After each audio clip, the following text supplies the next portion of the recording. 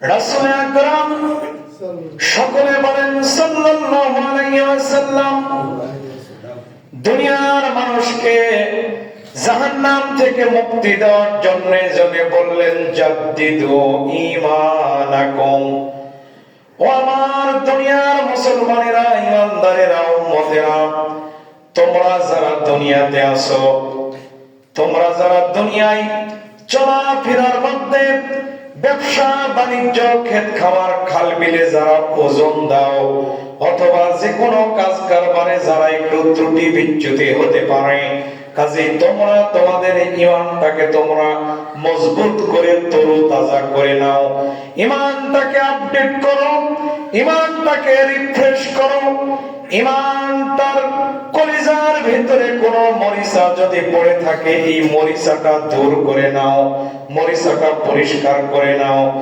আল্লাহর নবীর সাহাবীরা জিজ্ঞাসা করলেন, ও আল্লাহর পয়গম্বর, আমরা কি করে ঈমানটাকে পরিষ্কার করব, ঈমানটাকে তরতাজা করব? আল্লাহর হাবিব শিখিয়ে দিলেন যে তোমরা তখন দুনিয়াতে এসেছো, মনে করে দেখো এক সেকেন্ড সময় যখন পার হয়ে গেছে, ওই এক সেকেন্ড সময়ের মধ্যে আমাদের আর হায়াত নাই। সেকেন্ড পার হয়ে মিনিটে চলে এসেছে, মিনিটে পার হয়ে এবারে চলে এসেছে ঘন্টায়, ঘন্টায় পার হয়ে দিন, দিন পার হয়ে সপ্তাহ, সপ্তাহ পার হয়ে মাস, মাসের পর মাস, বছরের পর বছর, যুগের পর যুগ আমরা পার করে দিয়েছি। কিন্তু আমাদের কাছে যখন আজরাইল আসবে এক কদম এক সেকেন্ড সময় দেওয়া হবে না। আল্লাহ সুবহানাহু ওয়া তাআলা বললেন, ওয়ালিকুল্লি উম্মাতিন আজালুন ফাইজা জাআ আজালুহুম লা ইস্তাখিরুনা সাআতাও ওয়া লা ইস্তাকদিমুন।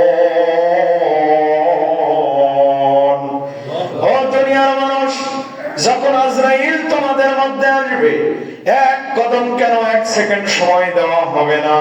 এজন্য তোমরা ঈমানটাকে তরতাজা করে নাও, ঈমানটাকে আপডেট করে নাও, নতুন করে জীবনটাকে সুসজ্জিত করে নাও।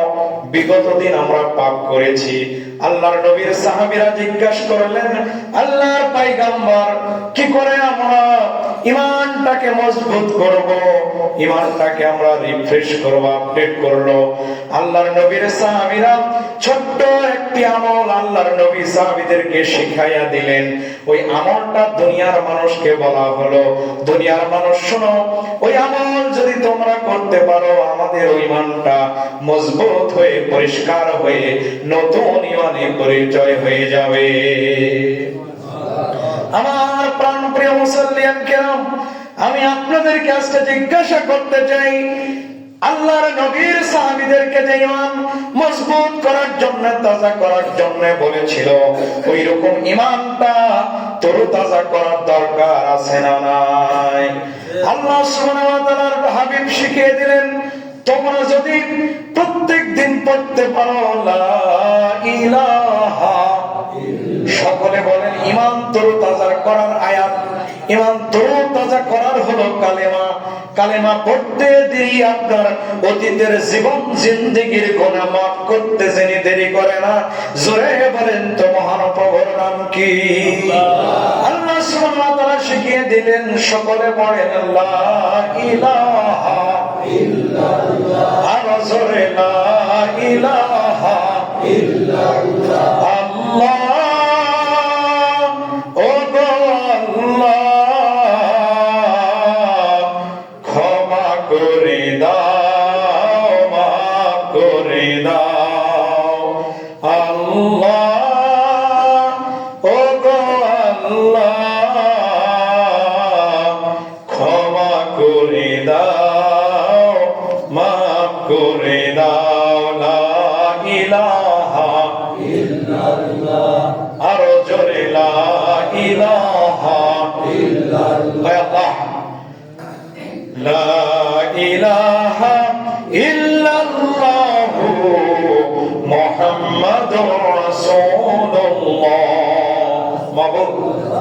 আজকে আমরা এই কালেমা পড়ে ঈমানটাকে রিফ্রেশ করলাম, সূরা মুতাফফিফিনের আলোকে যাদের জন্য জাহান্নাম আপনি নির্ধারণ করেছেন মাবুদ, ওই নির্ধারিত ব্যক্তি থেকে আমাদেরকে মুক্তি দিয়া এই মুহূর্তে কালেমা পড়ে আমরা আবার নতুন করে ঈমানটাকে সাজালাম।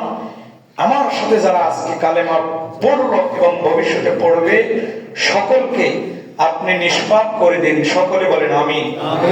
আরো জোরে বলেন না কেন আমিন। প্রিয় ভাইরা আমার, এখান থেকে 29 এবং 30 নম্বর আয়াত তেলাওয়াত করেছি। চলো আমরা এটা রিফ্রেশ করা শানে নজরটা শুনে, নামকরণটা শুনে এবার ব্যাখ্যায় চলে যাই। আল্লাহ সুবহানাহু ওয়া তাআলা বলছেন, ইন্নাল্লাযীনা আজরামু কানু মিনাল্লাযীনা আমানু ইয়াদহাকুন ওয়া ইযা মাররু বিহিম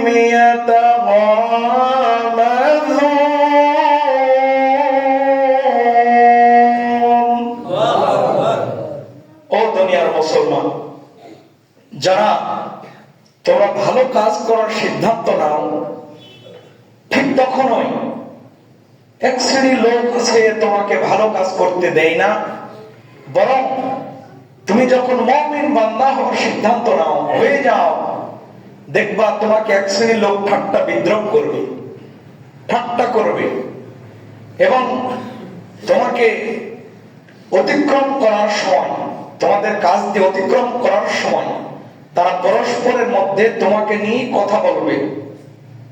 এটা হলো আয়াতের অর্থ। প্রিয় ভাইরা আমার, আমি আপনাদেরকে বোঝাইতে চাই, এই দুনিয়া আল্লাহ সুবহানাহু ওয়া তাআলা দুইটা পথ দিয়েছেন। বুঝে থাকলে বলুন কয়টা পথ? একটা হলো জান্নাতের পথ, আর একটা ভালো পথ, আর একটা মন্দ পথ। আমরা এই দুনিয়ার হায়াতের মধ্যে কোন পথটাকে বেছে নিই, আমার আপনার জীবনটাকে সাজাবো, আমার আপনার জীবনটাকে সুসজ্জিত করব, সেইটা সিদ্ধান্ত নিতে হবে আজকে এই মুহূর্তে। কারণ কার জমা, কার আজকে সিজদা জীবনের শেষ সিজদা হয়ে যাবে বলা যাবে সময় দেওয়া যাবে। দেখবেন অনেক সন্তান তার পিতার কাঁধে উঠে কবরে যায়, ঠিক কিনা? প্রিয় ভাইরা আমার, এই মুহূর্তকে আমরা এই দুনিয়ার জীবনকে যদি তরতাজা করতে চাই, সুন্দর করতে চাই, আখিরাতকে পেতে চাই, আল্লাহ সুবহানাহু ওয়া তাআলাকে পেতে চাই, তাহলে এই দুনিয়ার জীবনকে সুসজ্জিত করতে হবে। এখন আপনি সিদ্ধান্ত নিব, এই দুনিয়ার জীবন সুসজ্জিত করে সাজাবো, না দুনিয়াকে আমি ভোগ বিলাসের পথ সামগ্রী বানাবো। যদি দুনিয়াকে আমরা ভোগ বিলাসের পথ সামগ্রী বানাই, তাহলে আখিরাতে আল্লাহ সুবহানাহু ওয়া তাআলাকে আমরা পাবো। কিন্তু মুসলমান, যদি আমরা এই দুনিয়ার ভোগ বিলাসকে বাদ দিয়া যদি আমরা জীবনটাকে সুন্দর করে আখিরাতের জন্য যদি জীবনটাকে সাজাতে চাই, তাহলে দুনিয়াতে কিছু পরীক্ষা দেওয়ার দরকার আছে না নাই? এই পরীক্ষা নেবেন স্বয়ং, জোরে বলেন তো কে? আল্লাহ সুবহানাহু ওয়া তাআলা বলছেন সূরা আনকাবুত, আলিফ লাম মিম,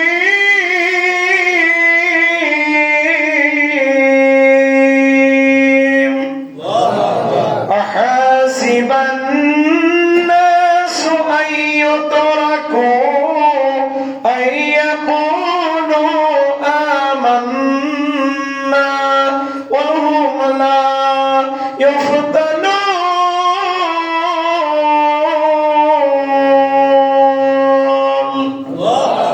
আল্লাহ সুবহানাহু ওয়া তাআলা বললেন, ও দুনিয়ার মানুষ, আমি তোমাদেরকে, তোমরা কি মনে করেছো ঈমান এনেছি, ঈমানটাকে কালেমা পড়ে মুসলমান হয়ে গেছি, এই কথা বললেই তোমাদেরকে আমি ছেড়ে দিব না, বরং আমি তোমাদেরকে কিছু পরীক্ষা করব। কিসের পরীক্ষা? যদি বলেন হুজুর, এই মুহূর্তে আল্লাহ সুবহানাহু ওয়া তাআলা আমাদেরকে পরীক্ষা করার কিছু নাই, আমি আপনাদেরকে বিনীত অনুরোধ করে জানাতে চাই, হ্যাঁ, পরীক্ষা দেওয়ার জন্য অনেক জিনিস আছে, অনেক পদ্ধতি আছে, অনেক কেরামতি আছে না নাই? জোরে বলেন আছে না নাই? এই যে শীতের রজনী 5:50 হলো এখন ফজরের জামাত, জোরে বলেন ঠিক কিনা? আপনাদের এখানে কয়টায়? হ্যাঁ, এই যে মিলে গেছে ভাইয়ের আমার। কিন্তু 5:30 যখন বাজে দেখবেন যে দুনিয়ার ঘুম তখন এসে যায়, আছে না নাই? দেখবেন শয়তান হাত পা টিপে দেয় এমন ভাবে, আর আজান যখন কানে ভেসে আসে মুয়াজ্জিনের আল্লাহু আকবারের ওই ধ্বনি, আল্লাহ সুবহানাহু ওয়া তাআলা যেন বোঝাইতে চাই দুনিয়ার মানুষ, তুমি আমার কণ্ঠটাকে শুনি আমি তোমাকে জান্নাত দেওয়ার জন্য, তোমার জীবনটাকে সুন্দর করে সাজানোর জন্য দুনিয়াতে পাঠাইলাম। আর তুমি আমার আজান শোনার পর তুমি কানের মধ্যে লেপটা আরো গেঁজে দিলা যাতে করে আজান শোনা না যায়। কিন্তু ঠিক যখন 6:30 বাজে আল্লাহর কসম দেখবেন তখন আর ঘুম হয় না। কথা বলেন না কেন? ঘুম এজন্য হয় না, শয়তান জানে আমার যে কাজ আমি করেছি এই ব্যক্তিটা হলো ওয়াইন নামের দোজখ। কারণ কিয়ামতের দিন মুসিবতের সময় সর্বপ্রথম হিসাব হলো সালাত, সর্বপ্রথম হিসাব হবে সালাত। কোন ব্যক্তি ফজর থেকে শুরু করে নিয়া এসা পর্যন্ত সিজদা দিল কিনা, এই প্রথম হিসাব হবে সালাত। সুবহানাল্লাহ বলেন না? এই সালাতের যদি আমরা প্রথমেই আটকা পড়ি তাহলে কালেমা পড়ার কোনো দাম থাকবে? এবারে বুঝেন না গো, দাম থাকবে? প্রিয় ভাই আমার, কালেমা মানে কি? কালেমা ইমানটাকে তরতাজা করার অর্থই যে এই মুহূর্তে আমি মুসলমান হলাম, আল্লাহর দেওয়া বিধিবিধান পদ্ধতি দিয়া আমি আমার জীবনটাকে সুসজ্জিত করব। বলেন না কেন সুবহানাল্লাহ? এটাই হলো কালেমা। প্রাণের ভাইরা আমার, আল্লাহ সুবহানাহু ওয়া তাআলা আমাদেরকে এখানে কিছু পরীক্ষা করবে। একটা হলো শীত, প্রচন্ড ঠান্ডা, এটাকে ওযু করার ইচ্ছা করবে না। দেখবেন মাগরিবের পর আমরা যখন কি বলে এশার নামাজের আগে দিয়ে বাসায় ঢুকে যাব, ঢোকার পর যখন আর একটা আজান হয়ে যাবে তখন মনে চায় যে একটু বাসায় নামাজ পড়ি না কেন। নামাজে কিন্তু অনেক কোয়ালিটির আছে, একটা খাটটা 5 ওয়াক্ত, কয় ওয়াক্ত? আর একটা হলো 3 ওয়াক্ত। অনেকে আছে খালি মাগরিবটা পড়ে, কারণ চার স্টল আছে তো লোকজন আবার কি মনে করে, কথা কয় না গো। আর আরেকজন আছে, আরেক বান্দারা যে স্ত্রী বলেছে যে তুমি সপ্তাহে একদিন যদি জমাত না যাও তাহলে তুমি তো কাফের হয়ে যাবে, এরকম লোক আছে না নাই? সপ্তাহে একদিন আসে।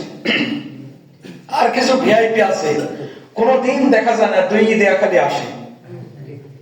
কি আছে? আইসে খালি ঘড়ি দেখবে 1 সেকেন্ড পার হয়েছে কিনা, আর হুজুরের দিকে খালি তাকায়, কথা পায় না গো। কিন্তু আরেকটা মুসলমান যে দৌড়ে আসলে আরেকটা সেজদা পাবে, 2টা মিনিট টাইম দিলে কি অসুবিধা আছে? আপনাদের কথা বলিনি, আমার জীবনের অভিজ্ঞতা থেকে বলতেছি।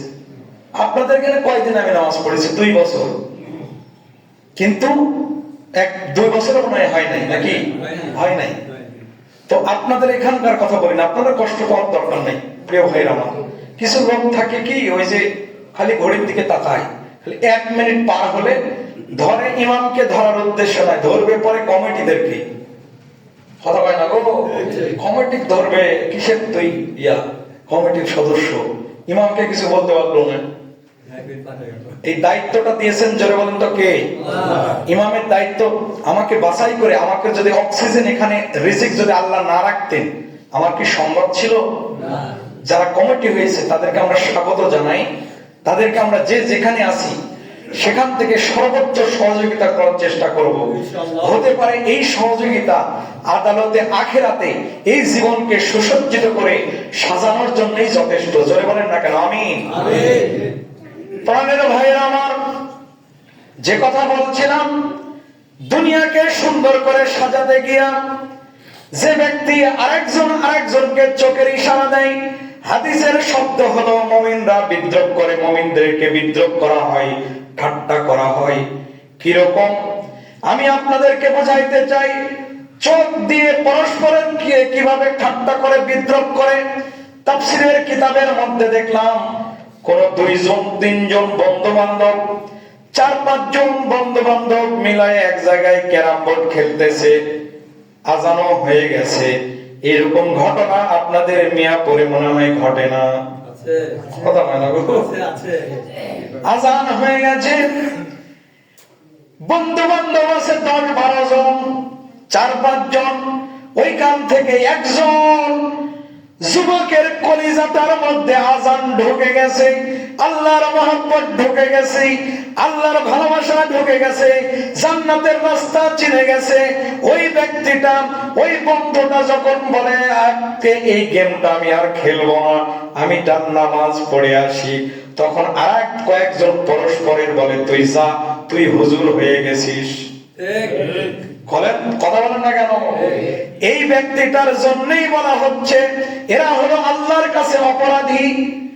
আমি যেতে পারিনি, আমি খেলাধুলা করতেছি, এটা ভিন্ন বিষয়, কিন্তু যে যাবে তাকে উৎসাহিত করতে হবে, তাকে বাধা দেওয়া যাবে না। বলেন ঠিক কিনা? যে যাবে তাকে বাধা দেওয়া যাবে না।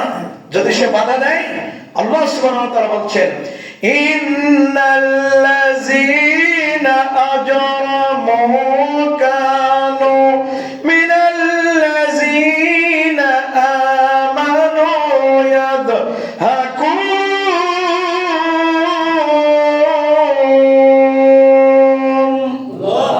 যারা বাধা দিল ঈমানদারকে, এরা হলো আল্লাহর দরবারে অপরাধী। আরেকটা বলা হচ্ছে وَإِذَا مَرُّوا بِهِمْ يَتَغَامَزُونَ।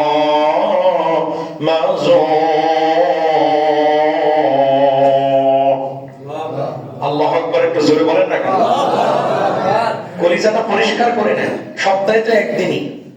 প্রিয় ভাইরা আমার, এখানে বলা হচ্ছে যখন ওই অতিক্রম করে চলে আসে, তখন পরস্পরকে চোখ ইশারাতে কটাক্ষ দেয়, দেখছো হুজুর আমাদের বয়স আর দাড়ি ছেড়ে দিয়েছে, আমাদের মতো বয়স আর দাড়ি ছেড়ে দিয়েছে, হুজুর হয়েছে হুজুর। এরকম একে অপরের পরস্পরের চোখটি পানি দেয়, ভ্রু কসকরি করে। এদেরকে আল্লাহর ভাষায় বলা হচ্ছে এরা অপরাধী। খবরদার, আমি দাড়ি রাখিনি, আপনি দাড়ি রাখেননি, সেটা আলাদা বিষয়, হিসাব আপনার কাছে দেবেন, কিন্তু যারা রাখে তাদেরকে কটাক্ষ করা যাবে না। এটা আজকে খুতবা থেকে সিদ্ধান্ত। প্রাণের ভাইয়েরা আমার, এরপরে আসুন ওই যে বন্ধু বান্ধবের কথা বলছিলাম, আজকে গার্লস হাই স্কুল, কলেজ, ইউনিভার্সিটির যখন মেয়েরা সামনে দিক দিয়ে যায়, কিছু যুবকেরা আস্তে করে তাদেরকে উদ্দেশ্য করে একটু কটাক্ষ করে। তাহলে ইংরেজিতে বলা হয় ইপটিজিং, ইংরেজিতে কি বলা হয়? ইপটিজিং। একটু কটাক্ষ করে, অথবা পছন্দ হলে চোখটাই মারি দেয়।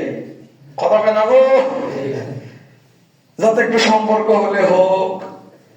এইটা, এই যে চোখ মারা মানে কেউ বোঝেন না, ওই ইউনিভার্সিটির ছাত্ররা বোঝে, আপনারা সবাই ভালো আলহামদুলিল্লাহ বলেন না কেন? এই যে চোখ মারলো মেয়েদেরকে, কিভাবে মারে আপনারা ভালো বোঝেন, আমি বললে সমস্যা থাকতে পারে। প্রিয় ভাইয়ের আমার, এই মারাকে আল্লাহ সুবহানাহু ওয়া তাআলা বলছে এরা অপরাধী। তোমার মেয়ে পছন্দ হয়েছে, ভালো কথা, খুঁজে খুঁজে বাড়ির অভিভাবককে বের করে প্রস্তাবনা দাও। একটা ফকিরও এই দেশের সর্ববৃহৎ ধনীকে ফকিরও বিয়ে করার প্রস্তাবনা দিতে পারে, এটা শরীয়তে জায়েজ। সুবহানাল্লাহ বলতে পারেন না? ইসলাম এসেছে মানবতার জন্য, ধনী গরিবের জন্য ইসলাম নাই, কোনো ভেদাভেদ নাই। আপনাকে যদি পছন্দ হয়ে থাকে, ভাগ্যে হলেও হতে পারে। কথা বলেন না কেন? শুধু তাই নয়, আমরা যে কথা বলে থাকি বারবার, কোরআন শরীফের বৃহত্তর একটা সূরা আছে, বলেন তো সূরাটার নাম কি? বাকারা। 266টা আয়াত, 40টা রুকু। বাকারা শব্দের অর্থ হলো গরু। জোরে বলেন তো কি? গরু যদি মারা যায়, শকুনি শিয়াল কুকুরে খায়। কথা বলেন না কেন? কিন্তু গরু যদি মারা যায়, তাকে কিন্তু দাফন কাফন করা হয় না, গোসল করানো হয় না, তার জন্য কবর খনন করা হয় না, মাইকে ঘোষণা দেওয়া হয় না, আত্মীয় স্বজনরা এসে তাকে গোসল করে সুন্দর করে পরিবেষ্ট করে তাকে মাটির নিচে দাফন করা হয় না। জোরে বলেন না কেন, ঠিক কিনা? করা হয় না এই কারণে, একটাই কারণ, তাকে আল্লাহ সুবহানাহু ওয়া তাআলা আল্লাহর জন্য, ইবাদতের জন্য সৃষ্টি করে নাই। সকল সৃষ্টি আমার আপনার স্বপ্নে যেটা পড়ে চোখের উপরে দেখা যায় আর চোখের মধ্যে দেখা যায়, সবগুলা সৃষ্টি আল্লাহ সুবহানাহু ওয়া তাআলা মানুষের জন্য তৈরি করেছেন। আল্লাহ সুবহানাহু ওয়া তাআলা ওই বাকারায় 29 নম্বর আয়াতে বলছেন, ওয়াল্লাযী খালাকা লাকুম মা ফিল আরদি জামিআ। ও দুনিয়ার মুসলমান, আমি তোমাদেরকে তৈরি করেছি আমার জন্য এবং দুনিয়ার যা কিছু আছে সবকিছু তোমার জন্য আমি বাধ্য করে দিয়েছি। বলেন।